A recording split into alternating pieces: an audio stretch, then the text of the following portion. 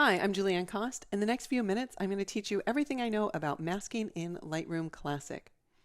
So in order to access the different masking options, I can either click on the mask icon in the Develop module, or I can use Shift plus W to open or close the mask panel. There are a number of different types of masks. Select Subject, Sky, Background, Objects, and People are all based on artificial intelligence and machine learning. There's also manual masks such as the Brush, Linear Gradient, and Radial Gradient. And there are 3 range masks: Color, Luminance, and Depth Range. We're going to start by selecting the brush, or we could use the keyboard shortcut K in order to access it. We see that the masking panel appears. We can reposition this anywhere in the image area or even to a secondary monitor, or we can dock it with all of the different adjustments. For now, I will drag it back out. We can also collapse or expand it. Let's take a look at the different brush options. I'll use the disclosure triangle. We can use the size slider to change the size, or the feather, which will change the edge softness. There's also the flow slider, which sets the speed at which the brush applies the adjustment, as well as the density slider, which will cap the amount of the adjustment that can be applied. If I want to use keyboard shortcuts, I can use the left bracket key in order to get a smaller size brush, or the right bracket key in order to get a larger brush. If I add the shift key, then I can either reduce or increase the feather or edge softness. I can use the numeric keys to set the flow amount.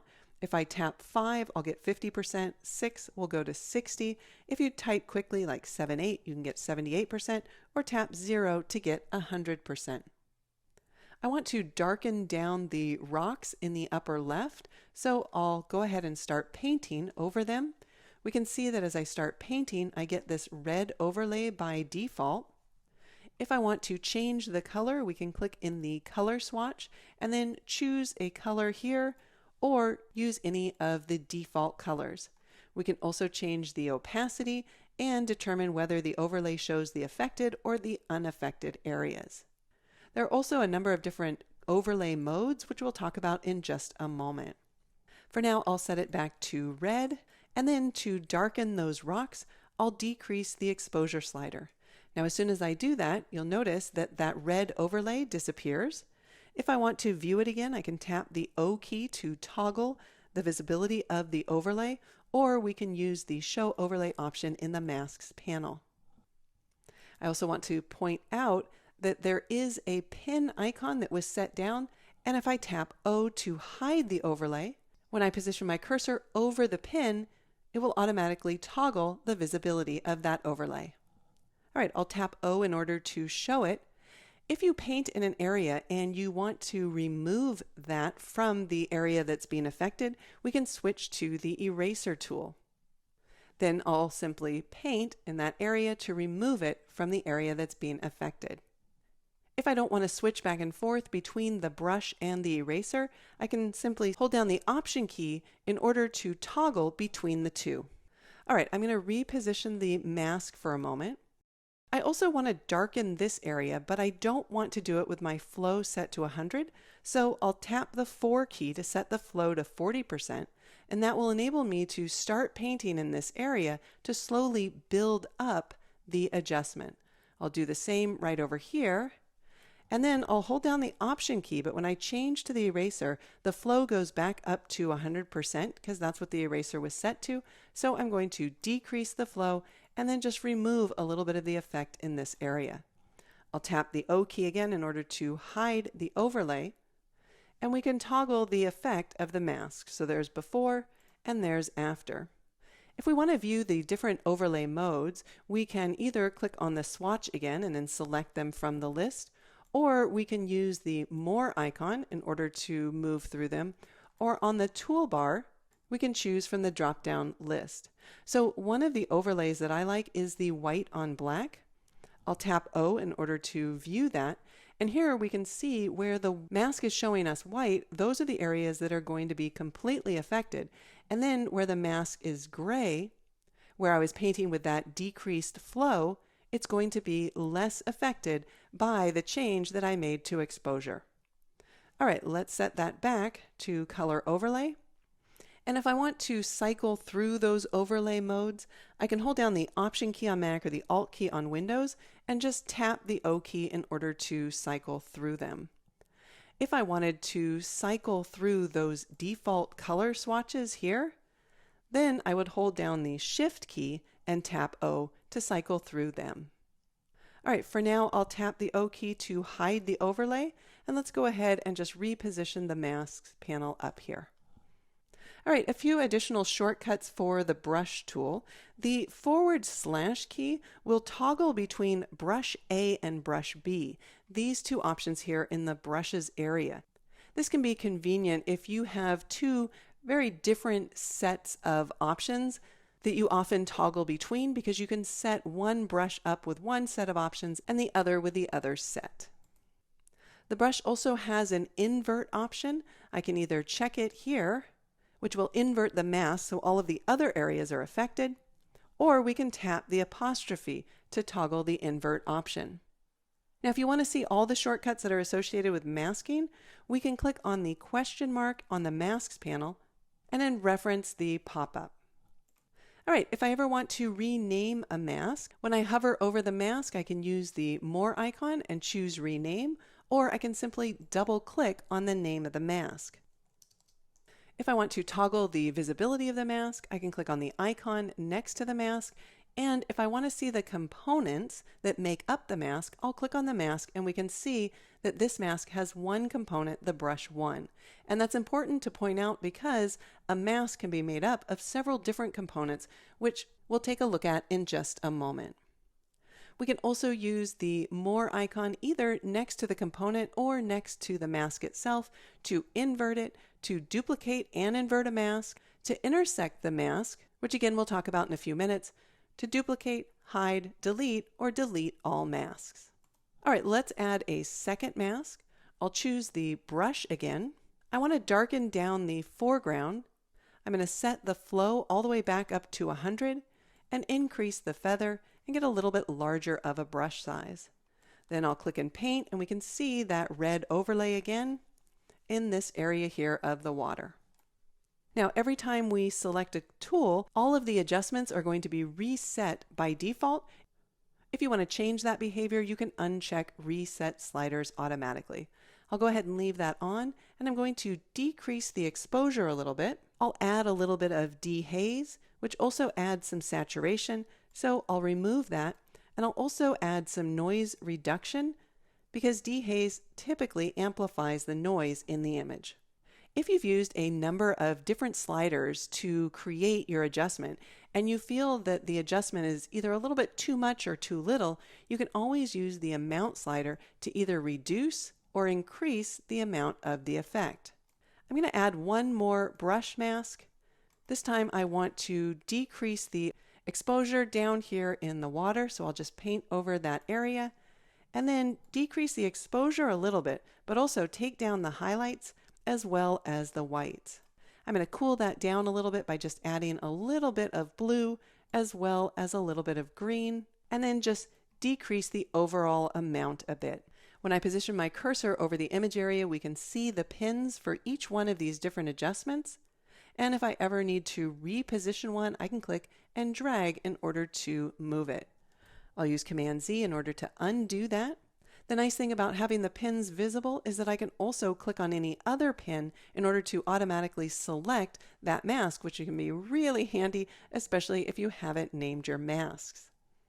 If you find the pins to be too distracting, you can either change when the pins are displayed by using the drop-down menu here at the toolbar, or we can use the More icon in order to set that option, as well as whether or not to show the unselected mask pins.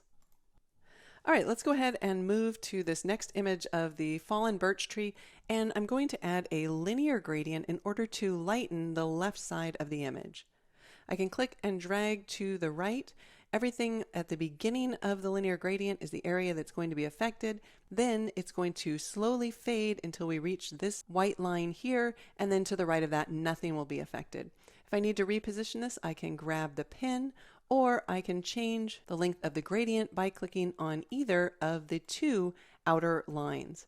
If I need to rotate it, I'll position my cursor above the middle line and then drag, or we can use the little handle here.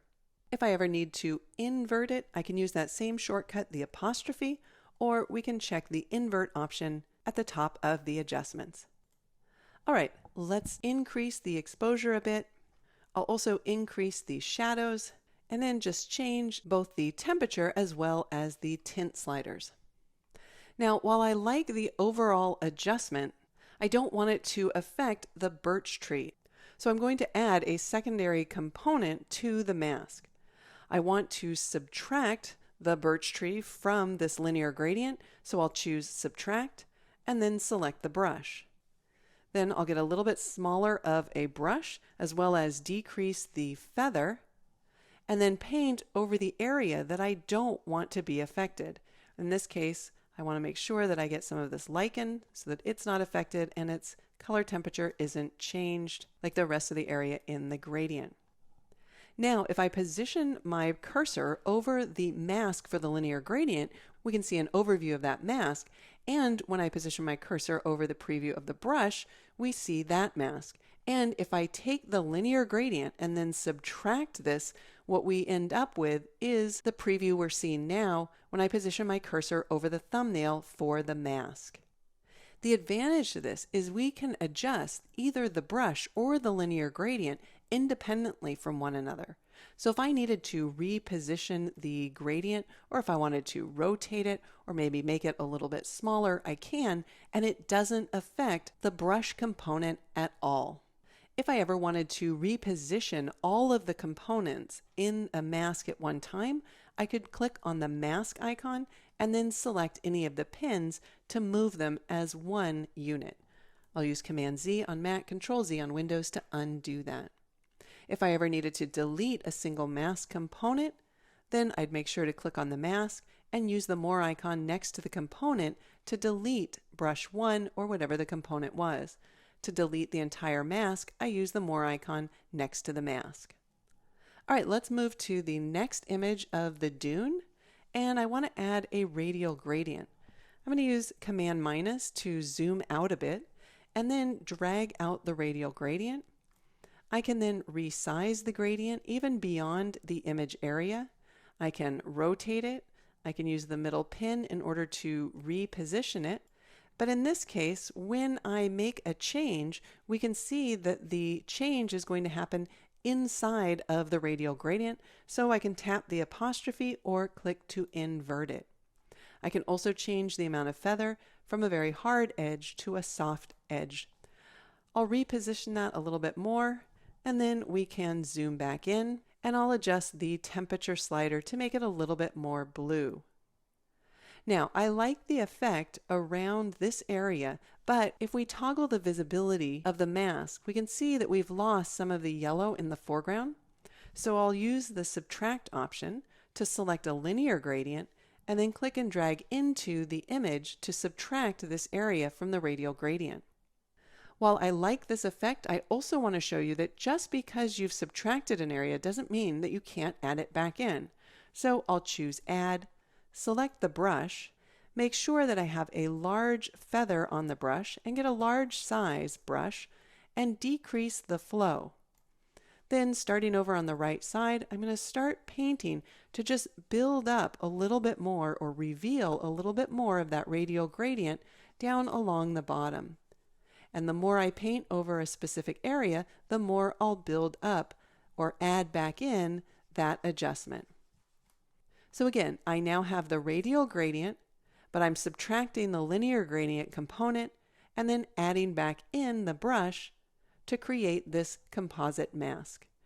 To toggle the visibility of the mask, we'll use the eye icon. There's before and there's after.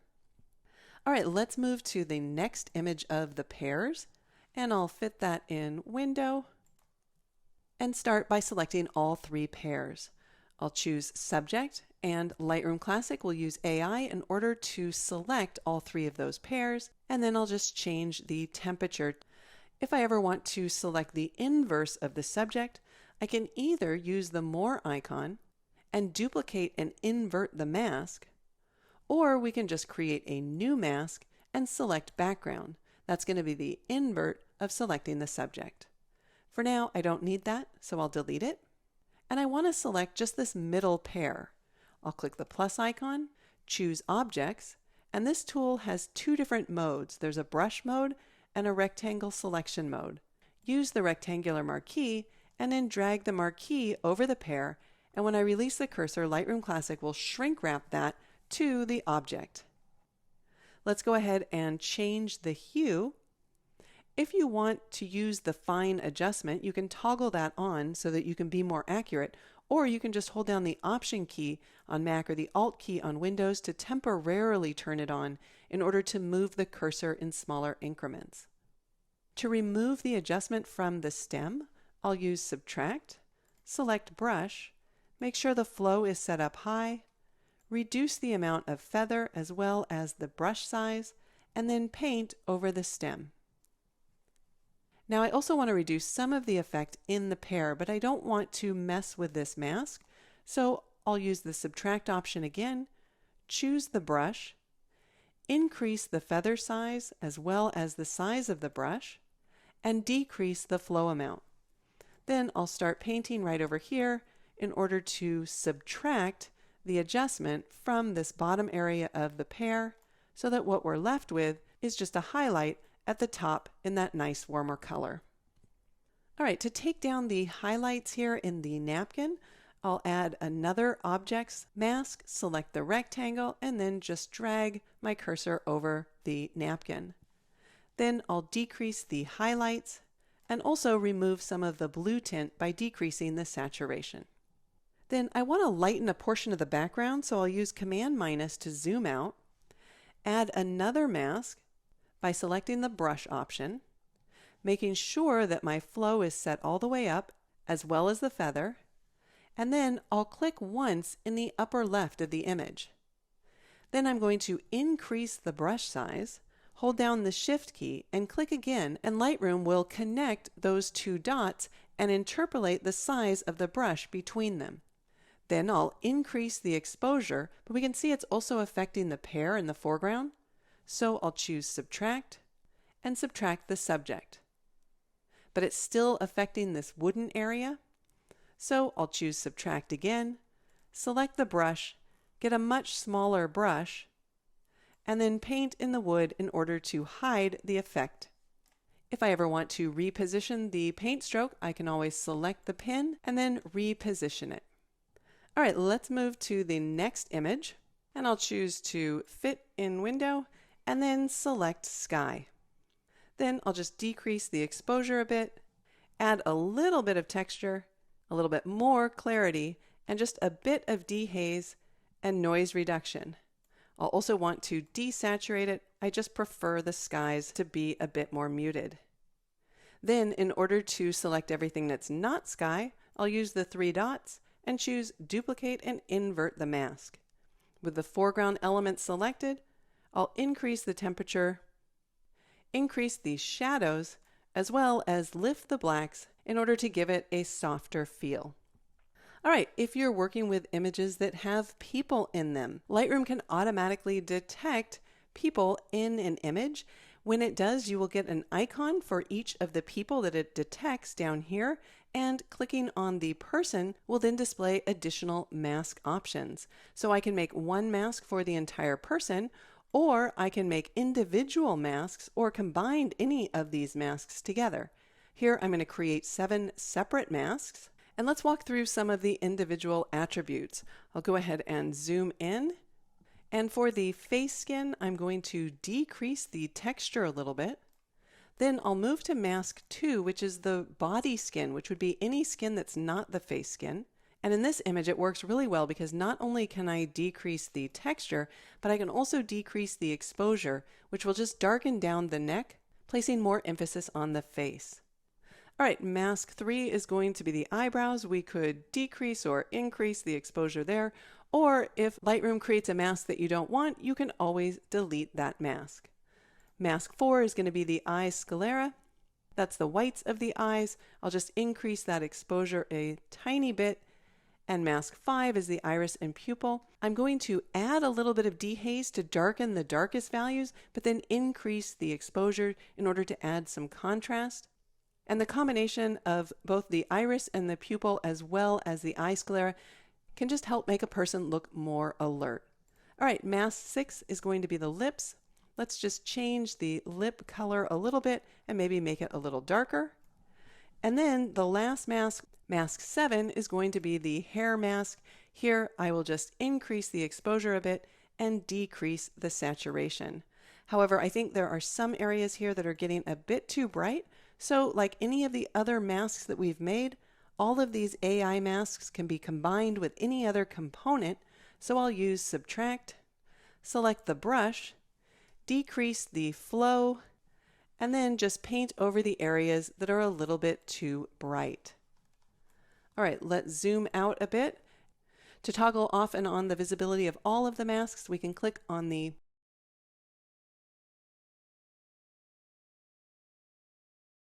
switch at the top of the masks panel. So there's before and after. All right, moving on to range masking. I want to select this next image. And I want to demonstrate 2 ways to use this tool because I think it really depends on how you think. For some, it's going to be easiest to start with the range. So I'll choose color range and I'll automatically get an eyedropper, which I can click with in order to select a color range.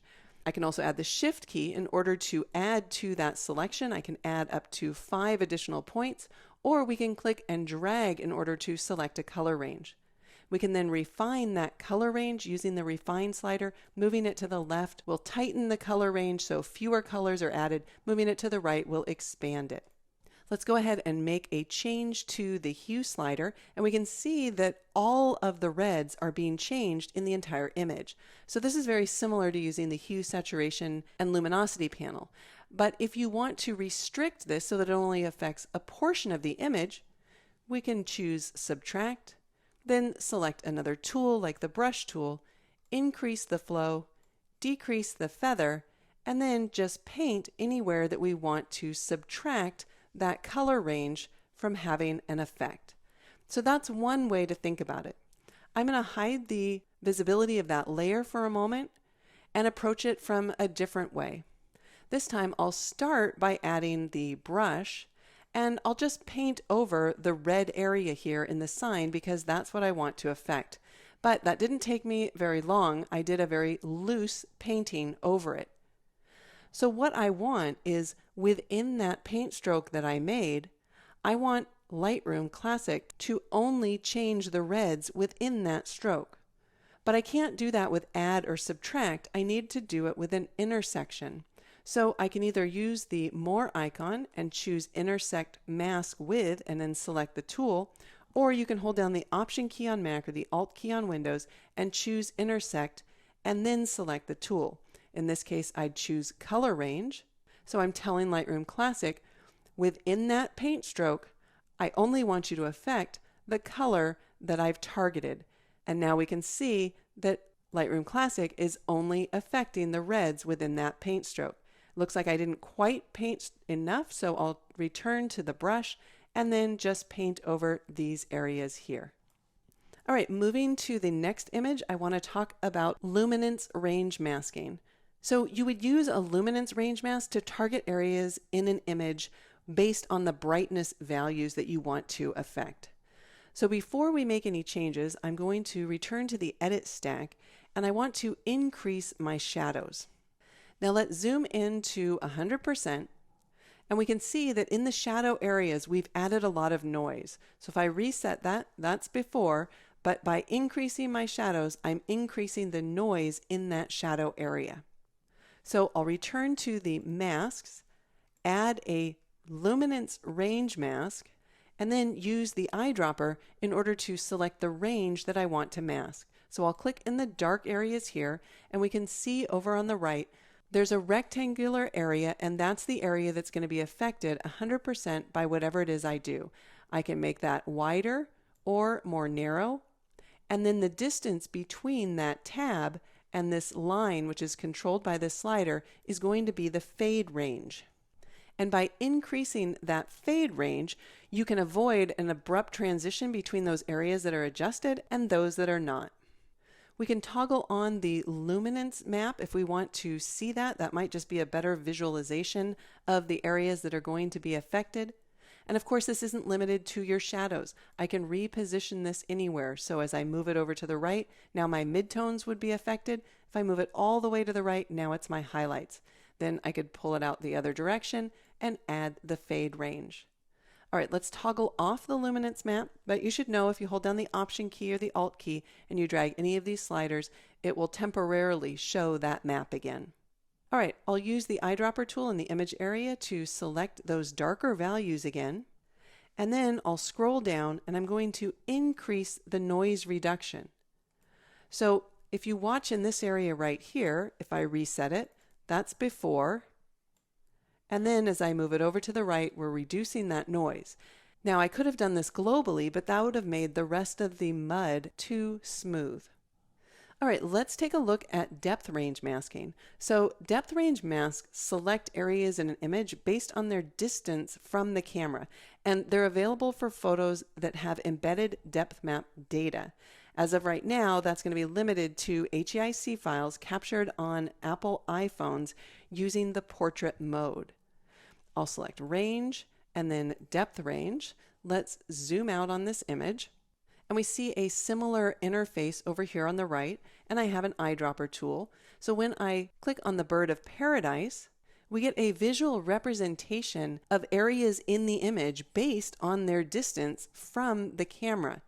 So I'm going to desaturate this area, and then let's make some adjustments. Again, the rectangular area here is going to be fully affected by the adjustments. If I reposition it, then different areas become affected. If I move it all the way over to the right, now we can see the items that were furthest from the camera are now in grayscale. I want to leave the bird in color, so I will pull this tab in order to make the area that is affected larger, and then I'll drag out a fade range so we don't see any abrupt transitions. If I want to see the depth map, I can preview it. We can see the dark red areas are being affected, whereas the white area is not.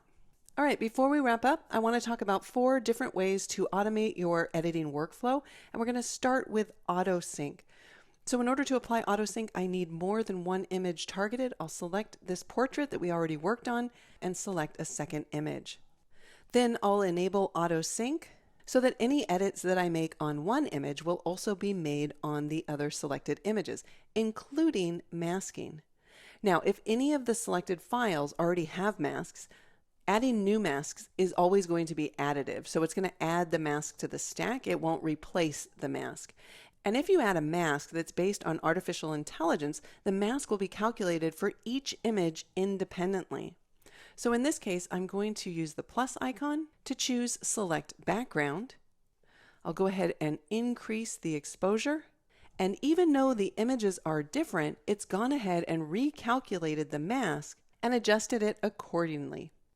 Now, if you apply an AI mask to an image, for example, the Select Sky, and the image doesn't have a sky, Lightroom Classic will still create the mask, but there'll be a little warning next to it. And you'll also see a little message at the top of the adjustments. All right, let's toggle that off. And what if I only have one image selected, and then I move to another image and decide that I want to apply all of the effects from the previously selected image? Then I would choose Previous. However, it's going to apply everything, and while it applies the AI masks and they're automatically adjusted, we can see in this image it doesn't work because it also applied the crop. So I'm going to undo that and return to that first image. This time I'll choose Copy so that I can select exactly what settings I want to copy. In this case, all of the masking. I'll copy that, move to the next image, and then choose Paste, and Lightroom Classic will automatically re-render all of those masks. Now, one thing you'll want to be aware of, if you have any masks that have multiple components, like the AI mask for the hair, but also this brush component, you might need to go in and select that brush and either reposition it or maybe delete it and then redo it. And finally, presets. They're an amazing way to store any number of settings that you apply to one image so that you can apply them to additional images. Now, if we include an AI mask in one of these presets, then what we'll be creating is an adaptive preset. And you can see that some ship by default with Lightroom Classic. There are adaptive presets for portrait as well as sky and subject. And if I hover my cursor over these, we can see some of the different effects. So to create our own preset, I'll choose sky, then decrease the exposure a bit, increase the clarity as well as dehaze, decrease the saturation, and increase the noise reduction. Then let's give it a name, and then we can create our preset. I'll click the plus icon, choose Create Preset, name it, save it in my Adaptive Presets group, and select Masking. I'll also keep the Support Amount slider enabled because that will enable me to create a preset that when I move to another image and I apply that preset, I can then use this amount slider in order to decrease or increase the effect of the preset. So there you have it, masking in Lightroom Classic. I'm Julieanne Kost. Thanks for watching.